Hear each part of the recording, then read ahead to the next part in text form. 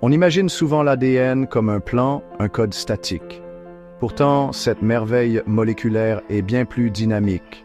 Imaginez un solénoïde étroitement enroulé, une bobine de fil parcourue par un courant électrique. Ce courant génère un champ magnétique, influençant son environnement. De même, l'ADN, avec sa structure hélicoïdale et son flux de particules chargées, agit comme un solénoïde microscopique. Il crée un champ électromagnétique subtil, une aura pulsante autour de cette molécule de vie. Ce n'est pas simplement une ressemblance structurelle. Les éléments constitutifs de l'ADN, les nucléotides, possèdent une légère charge électrique. Ces charges ne sont pas statiques, elles vibrent et interagissent. Ce mouvement constant des charges renforce encore l'analogie de l'ADN comme une bobine électromagnétique, générant son propre champ subtil mais significatif. La nature électromagnétique de l'ADN n'est pas qu'une curiosité théorique.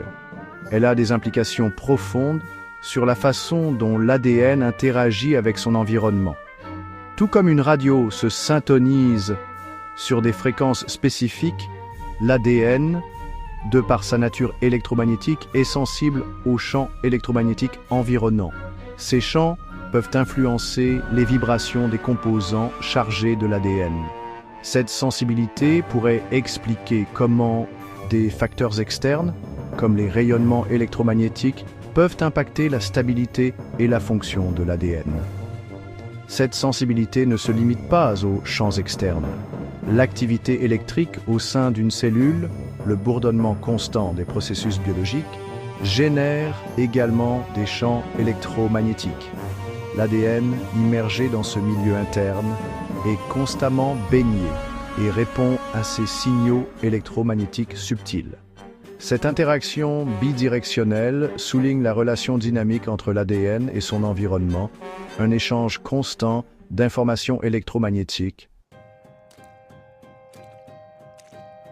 La réplication de l'ADN est un processus fondamental de la vie.